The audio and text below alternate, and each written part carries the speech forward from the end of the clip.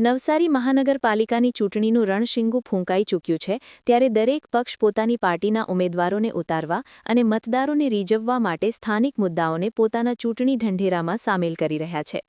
ચૂંટણી પહેલા નવસારી શહેર કોંગ્રેસ કાર્યાલય ખાતે એક પત્રકાર પરિષદ યોજીને ચૂંટણી ઢંઢેરો જાહેર કરવામાં આવ્યો હતો. દક્ષિણ ગુજરાત ચૂંટણી પ્રભારી મહાદેવભાઈ નાયકે ચૂંટણી ઢંઢેરો જાહેર કરેલ છે. કોંગ્રેસના મેનિફેસ્ટોમાં કુલ 8 જેટલા મુદ્દાઓનો સમાવેશ કરવામાં આવ્યો છે, જેમાં શિક્ષણ, આરોગ્ય, પાણી અને સ્વચ્છતા સાથે અન્ય પ્રાથમિક સુવિધાઓનો ચૂંટણી ઢંઢેરામાં સમાવેશ કરાયો છે. નવસારી શહેરની પ્રજાને સ્વચ્છ, મધુર પાણી અને પૂરા ફોર્સથી મળે એ અંગેનું વચન. સ્વાસ્થ્યની સુવિધાઓ, સિનિયર સિટીઝનોને વિના મૂલ્યે ડાયાબિટીસ, બ્લડ પ્રેશરની દવાઓ પૂરી પાડશે.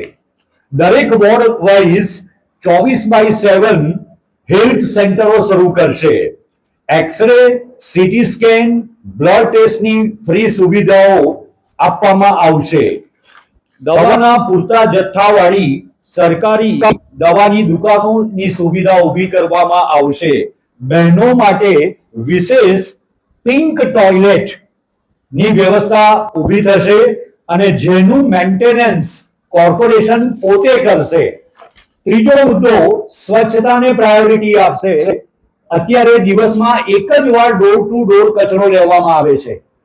કોંગ્રેસે એવું નક્કી કર્યું છે કે સ્વચ્છતા જાળવવા માટે નવસારીની અંદર નગર કોર્પોરેશનના એરિયામાં ડોર ટુ ડોર એક વાર નહીં 2 વાર કચરો લેવાની અમે વ્યવસ્થા કરીશું. ગુણવત્તાને આધારે રોડોની સુવિધાઓ ઊભી કરીશું.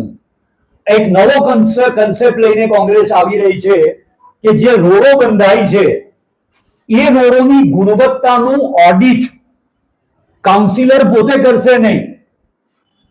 એ ગુણવત્તાનું ઓડિટ પ્રજા એનું ઓડિટ કરશે અને પ્રજા દ્વારા જે ફરિયાદો મળશે એ ફરિયાદો સામે જે તે કોન્ટ્રાક્ટર સામે એક્શન લેવામાં. સમસ્યાઓને હલ કરવા માટે 20 વર્ષ માટેનો એક માસ્ટર પ્લાન તૈયાર કરવામાં આવશે અને તેનો વાસ્તવિક અમલ કરવામાં આવશે. પાણીની સમસ્યા એ નવસારી શહેર માટે સળગતી સમસ્યા છે. આજે પણ 40%